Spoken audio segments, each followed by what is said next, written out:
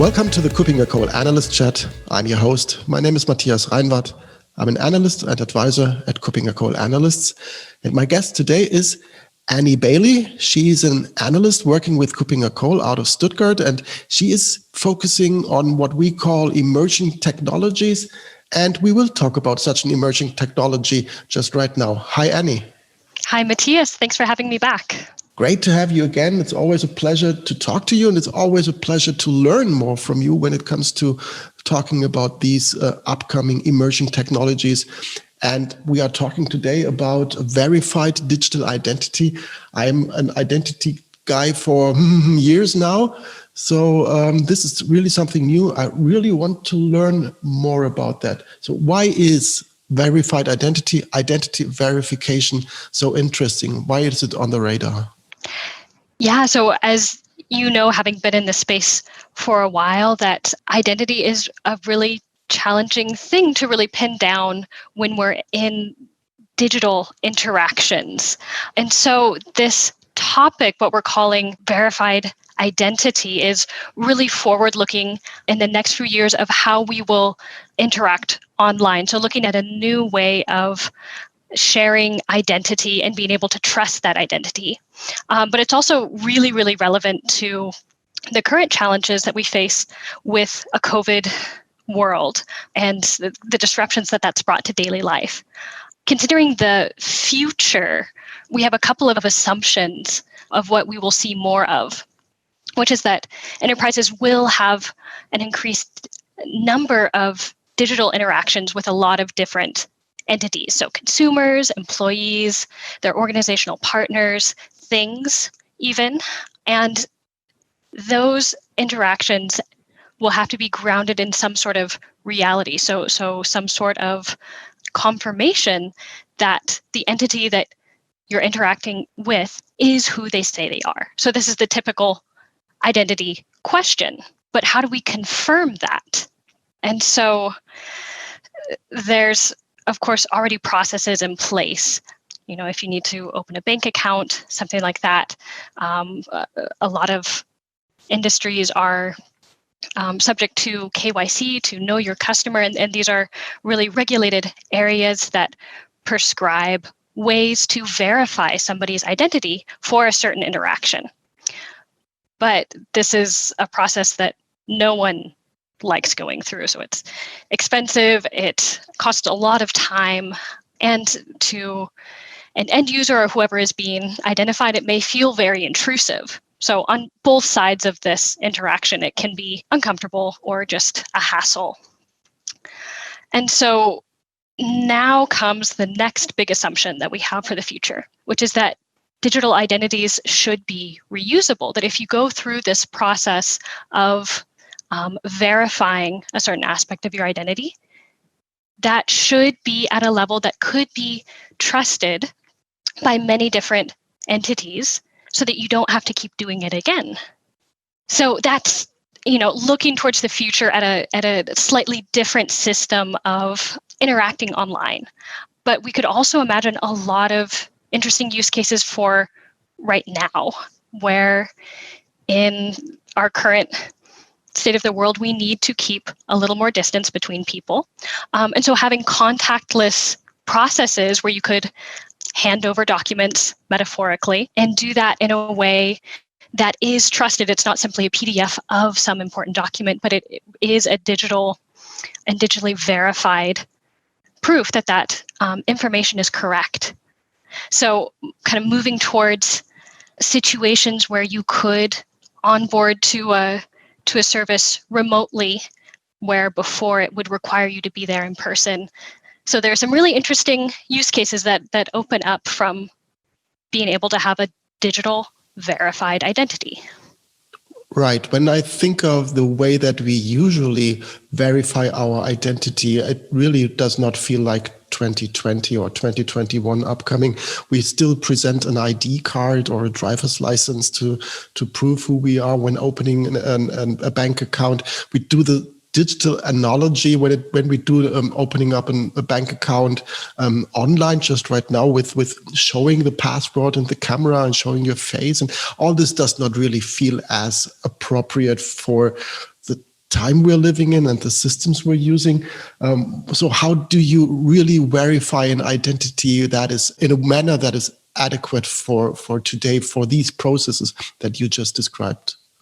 So it is still an emerging area. So this is going to be under construction, you could say, for the next couple of years. But the system that is fairly common now is to have a combination of document verification and biometric verification. And so what that does is connect an identity document, for example, a passport, with the person who is holding it. So confirming that whoever the individual is who is trying to access some service digitally is the person who is represented in the passport. And so making a verifiable and affirmable connection between the document and the person holding it. So that comes down to scanning an identity document using optical character recognition, being able to process the different barcodes, the machine readable zones on these documents, even being able to collect the biometric info if you have a biometric passport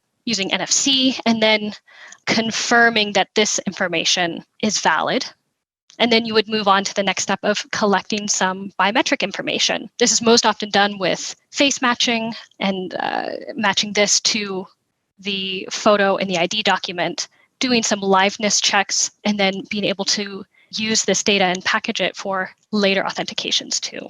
And so this, again, connects the document with the person. It's able to really confirm that it's not, for example, me holding my sister's passport, but it's able to confirm that I am holding my own identity document.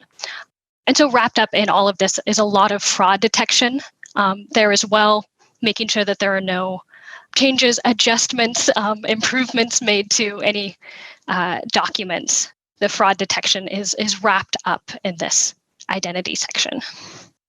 Now that somebody has gone through this tedious, long process, providing all the information that you've mentioned, did all this OCR, NFC, biometrics, and all this information is now available.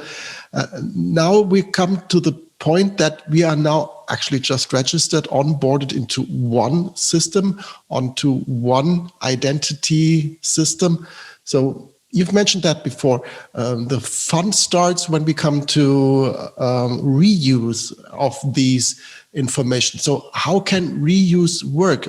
In the end, somebody needs to trust the information that this identity provider then has in store. And so how would you describe how this reuse can work now? Mm-hmm. Yeah, you've hit on a really important point, which is that trust is the key to reuse. If you don't trust the verification that has already happened, then there's no point in using it again. And so the steps that I described before of going through document scanning and biometric scanning, these have existed. These are somewhat standard, though they are still developing and being refined. But they're typically used only once, and they're only really useful in real time, where you can make that connection between the document and the person who is claiming to own that document. And so in order to get to a place where we can reuse that, there has to be a way of storing it and recognizing that that identity has been verified and there haven't been significant changes to that. And so this is where it's really getting to the emerging part. This market is really still developing. So there are a lot of different ways to do that. And so at the moment, I'll list a few of them, but this certainly isn't a full list. So one way that this could be achieved is using bank IDs. And in certain regions, these are an established part of online interactions where you could use your identification for your online banking and use that to authenticate to another online ecosystem like an online retailer. And so that brings a certain level of trust and confidence that you are who you say you are because the bank trusts you. And so the bank here is this trust provider. If you trust the bank, then you trust the identity that they have sent along with it. So another option is to use what some vendors call an identity hub, to call lighter versions of verification.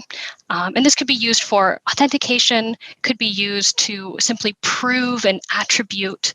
And this would be done using APIs as one option. And so this could be used for those scenarios where you need to only prove your age, but it's not totally necessary to display all of your identity attributes like your name, your address, the other information pieces that would be on your typical identity document. And so this identity hub could be connected to municipal authorities who would be able to verify, yes, this individual exists, but the information that would be sent to the entity requesting the information who needs the proof that a person is over 21, for example, would only receive that information regarding the individual's age. Right. So limiting the amount of data that is disclosed to the party that is requesting this information is, I think, in today's world really of importance when it comes to data protection, to data privacy, just to make sure only the information is really provided that is required for a specific transaction, for a specific use case. I think that is really of importance. And we see that also in real life coming up already when it comes to proving that you are of legal age, as you said, that you are a disabled person, that you are living in a specific municipality, to make sure that you get access to citizen services, and etc. For all this, only a limited amount of data is required. What other use cases do you see that are relevant when it comes to using these verified identities? Yeah, so we've mentioned just briefly this selective sharing of identity attributes, and this can be useful. As an American, this is always coming up in restrictions to alcohol. And so you can imagine this at a very day-to-day basis of being able to share only a select amount of information instead of showing your entire identity card, which can be very good for the data privacy, as you mentioned. Other use cases that verifiable identity could be used for is in the gaming and gambling context, which are obliged to follow KYC regulations. This can be used to really speed up processes, not only onboarding, but for returning customers. KYC in financial institutions could enable a lot of processes to be done completely online, still with a very high level of assurance. So you could go through your mortgage application without it feeling like it's a shady deal when it's all online. That could be done with complete confidence. Thinking about other different use cases, this can move us towards doing remote employee onboarding. If somebody is being hired in this time of home office, then that can pose a lot of challenges to going through the normal onboarding. But if there are ways to verify their identity digitally and remotely and trust that for a longer period of time than just real time, that can make this remote employee onboarding possible. On a larger scale, we could move closer to a digital identity scheme that is more user-controlled, where an end user can choose which identity attributes to share with different parties. For example, like sharing your educational diploma with an employer beyond just the PDF, but a verified version of that diploma that can be trusted that it has not been falsified in some way. So we wonder if this is the direction that digital identity is going. Less complicated in terms of verifying your identity, less dependence on physical documents, which for many people in the world either are lost, damaged, unable to be replaced, or for other parts of the world, simply annoying to carry a physical wallet full of real documents, but yet be restricted in where you can physically go to present those. So moving towards more digital processes with higher confidence in who you're dealing with. Right. Whoever has been in the situation to hectically searching for their passport 2 hours before going to the airport knows what you're talking about. But on the other hand, as you said, I think this really moves us away from traditional identity for online services or banking services.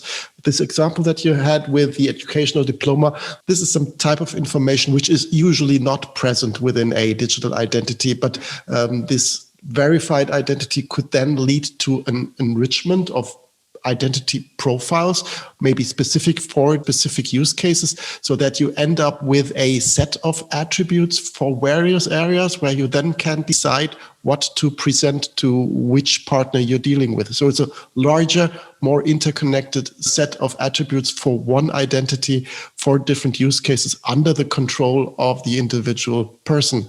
And I think that is really something that we should be looking forward to, and that I think really will help us in protecting our own privacy. You've mentioned you are working on that area right now. At the time that we are recording this podcast episode, it's close to Christmas 2020. You are working on research. What can we expect to be published soon? Yeah, you could expect in early 2021 a report on this topic. So stay tuned. There'll be more on this. This is really just scratching the surface. Okay, great. So I expect that we will have a discussion around these topics soon again when this document is published, but also with this development going on and getting more traction when it comes to the real life, our individual personal life, when we see solutions coming up that really leverage these possibilities. And I think that will really make life online and when it comes to protecting our personal assets much better. So thank you very much, Annie, for being here today, for sharing your current research around verified identity. Any final words you want to add? Yeah, it's as you've mentioned several times through the podcast, privacy is really, really closely connected to this, which is true, but there are so many other intersections that verified identity has with our lives, and considering all the different aspects of what makes up an individual. It's not simply a government-issued identity and then an employment identity and then a login information for a site that you frequent.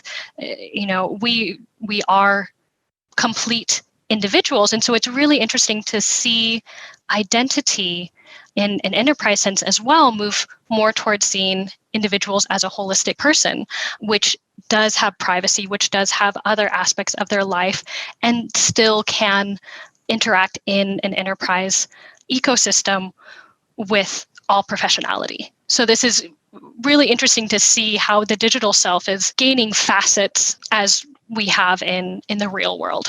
Right. Great. Thank you for pointing that out.